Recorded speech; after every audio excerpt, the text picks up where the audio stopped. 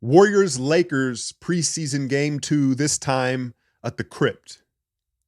Now, I think the Lakers came out with a little bit of a different mentality. LeBron did play this time, and I think they wanted to establish themselves because they understand, just like the Warriors did game 1, like, hey, we're going to not only see this team 4 times in the regular season, but we may run into you again in the playoffs. And I think the Lakers came out the more hungry team with much more urgency. So there's that, right? But then we also got to see a second look at this micro lineup with Chris Paul starting because, well, Draymond's still out with the ankle sprain, right? And listen, they looked like Adam 42 last night, right? They were overwhelmed by the size of the Lakers. Yeah, man, you saw them, they dropped into a zone for a second. Here, my theory, when you're zones are great out of timeouts or when a play's drawn up to kind of throw off the rhythm of an offense, but it's tough to play a zone when you're the smaller, less athletic team, right? You're kind of asking for it. And the Lakers, they shot the lights out, 44% from 3. And, some of their maybe shooters, Christian Wood, Hachimura, it seemed like the Warriors were kind of daring them to shoot the 3 ball a little bit, and they hit everything. The defense was collapsing. They picked on Chris Paul. I think we need to talk about that for a second because D'Lo kind of bullied Chris Paul. I didn't see that coming. Did y'all? Right? And I think there was an element of surprise. I talked about this in today's breakdown on Patreon. You can go see it. It's about 13 minutes, play-by-play, all 4 quarters, get into the detail of some of these things. But yeah, I think D'Lo, you heard him talking about how he wants to establish that he can defend, and that's why he wasn't on the floor in some of those playoff games last year. And so we'll see. I think it's a honeymoon phase. I don't know if it's sustainable for D'Lo because it's not really in his DNA. But I think last night in LA, he kind of surprised Chris at how physical and aggressive he was defensively. And then they picked on him on the other end. That's what you saw. And this is what I talked about when we were discussing if Chris Paul should start or not, right? What it does is it bumps Steph defensively 1 man up, right? And that 1 man last night was Austin Reeves. And I know, some of y'all ain't going to want to hear this. That's not a favorable matchup for Steph. We don't want Steph guarding Austin Reeves. 1, he is one of the best foul drawers in the league. He's big, he's aggressive, right? It's not that he can't do it. It's just not ideal. It's not optimal. But he had to because you don't want to put Chris on him. But then D'Lo was working Chris Paul. So the truth of the matter is CP, he looked small and old last night. And on paper, that's what he is, right? At the same time, styles make fights. And this Lakers team is as big and as athletic as they come, right? And so this just may not be a matchup for Chris Paul. If Darvin Ham, again, if he's going to get the best out of D'Lo and Christian Wood, you know what you're going to get from Taurean Prince. That Laker team, it's tough. It's a tough matchup, right? So let's lay that out there and give credit to the Lakers for their personnel moves and coming out last night and kind of just flexing a little bit. That's what I saw. When you're on the hunt for supplements, there are so many different brands, right? So many different options. I think a lot of it is marketed towards the youth, bodybuilders, influencers. But what comes along with that is a lot of hype, a lot of bright colors, a lot of filler ingredients. Let me introduce you to Prime Gen X. Prime Gen X is a supplement company that's based around Generation X. Guys in their 40s and 50s who still want to be in their prime and are looking for supplements that are science-based rather than hype. And so they initially reached out to me about a product called Testodrin. It is a natural testosterone boosting supplement. And initially I was kind of like, I don't know about all that, right? They're like, hey, we'll send it out to you. And if you use it and you like it, maybe you can get behind the product. I was like, fair enough. So I get the bottle and I'm reading the back and it says it contains a compound that is clinically proven and U.S. patent formula shown to increase free testosterone up to 72%. Okay, cool. 1 pill a day. 1 pill a day. How many supplements are like 4 giant horse pills? So 1 pill a day. I liked that. But I think what sold me most was it's natural. Gluten-free, soy-free, egg-free. It's a seed extract that naturally boosts your testosterone. And I think the truth of the matter is, fellas, you don't got to be in your 40s and 50s, man.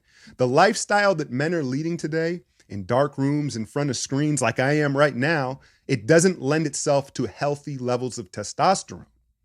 So I started to take it, and about 8-9 days into it now, I'm just stringing together those good days.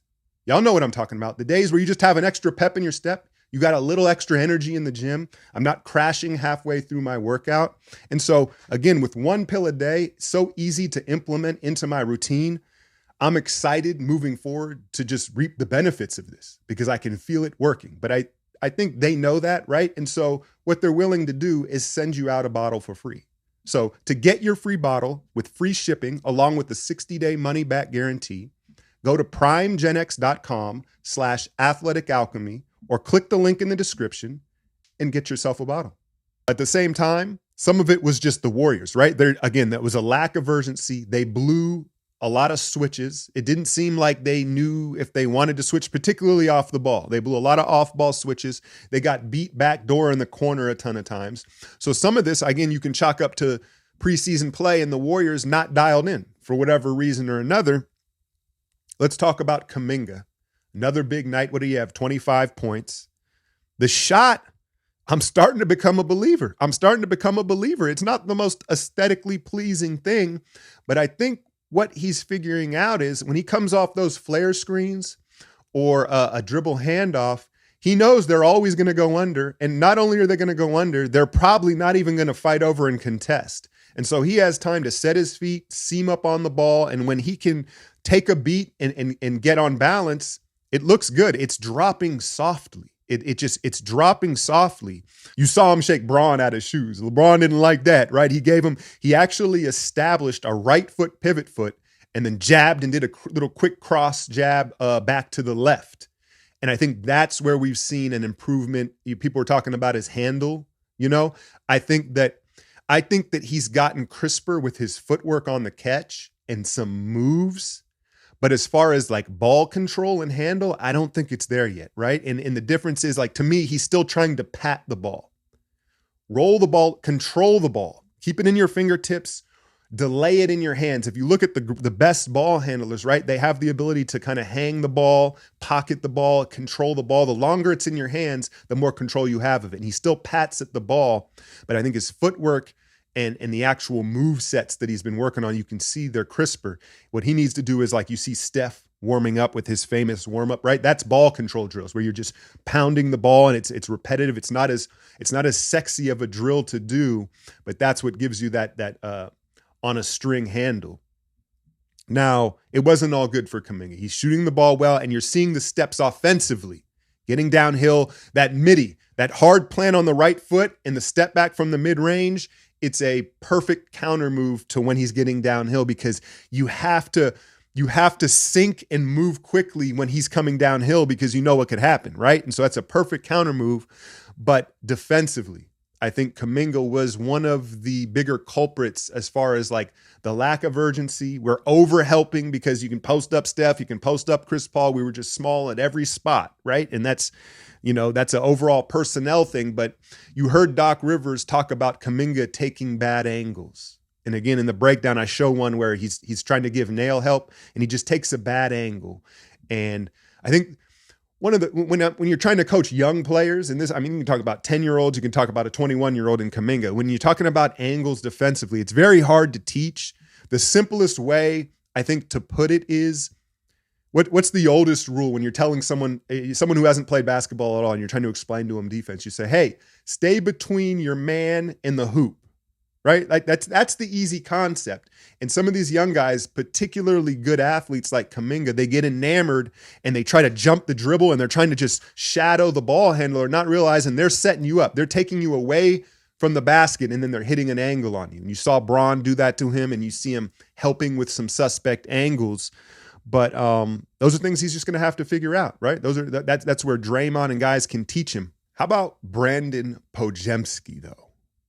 Y'all were so quick, y'all. But Cam Whitmore. I know the Laker fans are doing the same thing. They're mad. The Laker fans are mad that they took Hood Schifino over Whitmore. Everyone that was in that late teen spot that passed on Whitmore, every fan base is crying, and it's just too early. Whitmore does look impressive. He does, right? But Podziemski looks very impressive. I like Kudshafino. I saw him at Summer League. I think the shot he aims his shot, right? That's a problem when you aim your shot. That's going to make or break him. But I like his overall feel for the game. But Podziemski, Corey Joseph out with a lower back strain, and he's taking advantage of that opportunity. He looks like he's going to jump Corey Joe in the rotation, maybe, the way he's playing. And he's making a bid. I know it's early, 2 games, but he's making a bid to be in the rotation, right? And I think the exciting thing about it is he makes others better. He almost triple-doubled last night, 10, 10, and 6. It was all within the flow of the offense. He picked his spots offensively. You saw him compete defensively and be physical. There was an instance where LeBron was strong side cutting for a post-up, and Kuminga was on him, and Podziemski just stuck him in the chest. He stepped over and popped LeBron to slow him down so Kuminga could, catch up. And just little things like that from a rookie against LeBron, especially a smaller guard. I was like, okay. And then 20 seconds later, he steps in front and tries to take the charge.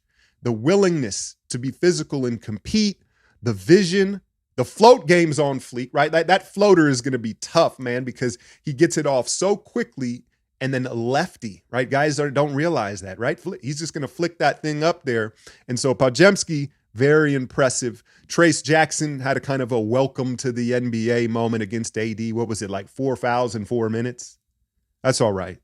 I think I talked about this just in scouting him at Indiana in the tape. He's very jump happy. Leapers leap. Barnett's rule, right? And he's always on his toes and ready to leave his feet.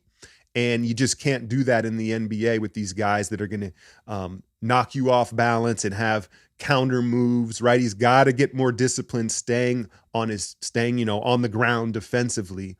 But you saw him in the pick and roll finish with his off right hand, and he's going to need minutes to gain that discipline. But yeah, overall, man, I think that, the size is going to be an issue against these bigger teams. Is Kerr against this Laker matchup? I think you need a little more Moody. I haven't given Moody love. Moody's been super efficient in these first 2 preseason games. 15 points, just real quietly, just getting in where he fits in, right? But Moody, Kuminga, even a Trace Jackson, maybe more Dario. I don't think you can play the small lineups against this Lakers team. I don't when they're clicking, But there's going to be other matchups where I think they're going to absolutely eat with CP and 3 guards and all that stuff. But what I wanted to finish up with was Klay Thompson. I see you, Klay. I know you watching, boy. No, I'm messing with y'all. But Klay, I think that was maybe the most encouraging thing outside of Podziemski's performance was Klay's mentality and approach to this game too. He came out chucking in that first game, and it was kind of like, whoa, slow down, bud. You're slow, chill out. You know what I'm saying? And so he came out, he took 1 or 2 tough ones, but then he fell back into the flow of the offense, and he took shots that are going to be super efficient for him. Coming off flare screens, pin downs, right, within the flow of the offense. And that's another thing. You add Podziemski to the mix. He's such a willing passer that I think Klay he'll be more patient for good shots with him on the floor. But I just loved Klay's overall game in this second game. It seemed like he recalibrated and he got downhill. He found Dario. I think he found Wiggins under the basket. He didn't just automatically shoot with the 1 dribble pull-up when they ran him off the line. He created some shots for others. And that's the Klay we know and love. So I just wanted to shout him out for quickly adjusting and recalibrating. And that the beauty is if he plays that way, when he gets hot, then, we're still going to get zombie mode Klay. He's just got to pick the spots and play the right way in order to enter that mode. Don't force it, right? So I thought that was a positive. Got the Kings Sunday, right? A back-to-back against the Kings. The West, there's no off nights in the West, man. There are no off. Now you look at OKC, San Antonio. There are no off nights in the West. It's going to be a dogfight every night. But yeah, man, the Lakers are going to be a problem. They're a problem matchup for us, and it's one team that hopefully, again, the young guys can continue to evolve because I think we're going to need them more in that matchup. Here's a little bonus of what you guys can expect in my VIP coverage on Patreon on some of these YouTube clips. Suns Blazers the other night, tuning in. First off, prayers out to Damian Lee. Damian Lee torn meniscus October 1st was kind of a hush-hush situation. He's definitely gained my respect over the years as a legit NBA guy. The jokes aside, Steph's brother-in-law and all that, but D. Lee is a really nice role player, and I hope that he heals quickly. Or I won't even say quickly with the meniscus. Make the right choice, D. Lee. Don't rush back. We've seen that go wrong, so do what you got to do to get right. But checking in on that Suns-Blazers game, boy, Malcolm Brogdon, the forgotten piece in all this wheeling and dealing, he sure looked like Andre Miller out there in that Blazers jersey, right? He is the perfect vet for Scoot Henderson, because I think he can teach Scoot how to use that big body and frame in ways that not just like a young athlete will use it, right? Brogdon is all positioning and big bodying and on the ground technique. And I'm looking around at this Blazers roster and I'm like, dang, you know what? In theory, they could be a good defensive team. They really could. So you got Jeremy Grant, you got Thibault, you got Brogdon, right? Ayton, if Dominating is going to show up, we know he's capable of defending, right? So that those four vets set your culture. And then you've got these three nuclear athletes in Scoot, Shaden, and Ant Simons, right? So like they have the personnel. Chauncey was the defensive guy first in his playing days. So I'm not saying it's going to happen because they're so young, but in theory, if they bought in and that's what they did, they could have a real defensive identity. I think that they're a fun team. Scoot, the jumper, looks a lot better, a lot smoother. Scoot's impressive. But yeah, those are my thoughts on that. The Suns, how many guys do the Suns have 20 fools on their team? And they got a lot of big bodies. They got Metu, the big dude from Sacramento, the big Azubuike out of Kansas. Where has he been hiding in Utah? Maybe they haven't all got roster spots, but I like what, is it James Jones, their GM? I like conceptually what he's trying to put around those three guys. Big, strong athlete role players, right? And you got to have some luck with health and all that. But yeah, man, the West is not going to be a cakewalk, man. Some of y'all were asking me about Jordan Poole and how I feel about that. And I understand this is going to be a thing all season long, right? Chris Paul has an old man night and Poole has a 40 ball. You're going to have all the Poole stands going crazy on Twitter. I understand that. Here's what I'll say. If Poole was the player that some of y'all are making him out to be, they'd have never traded him. What do you think the deal after the punch and the contract? They tried to choose Poole, but then after the season played out, they realized he ain't that guy. Look, he's going to have huge nights offensively. And here's what I will say. I'm not even rooting against him, man. It's not even that. Maybe this situation will change him, right? Perhaps it was never going to happen in the scenario with Draymond here and Steph and all that. It wasn't. Maybe the pressure of being the man for the Wizards will change him and help turn him into more of a complete player. But yeah, I get it. Y'all going to take your victory laps when he has big offensive nights, but I think that you have to take a bigger picture look at it. And so maybe this was the best thing for him and he can evolve. But I think if he really was who y'all think he was, he would still be here and it would have been a different scenario. I think you are who you are at your core. So we'll keep tabs on it. What else? Kenny Lofton Jr. reported to camp at 300 pounds. Come on, kid.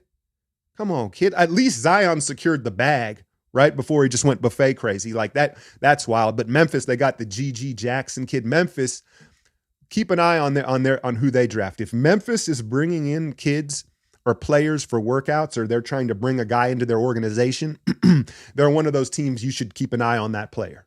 Right? I like what they're doing, but that was disheartening to see that kid come in that out of shape because he's so talented. I'm going to cover, did y'all hear the Warriors are going to have a WNBA team? I already told my patrons about this. I'm going to cover that in the summertime. I'm excited to cover the W. I've got a good feel for the women's game because of my daughters. But watching this finals, the Aces, this was supposed to be competitive. Aces, Liberty.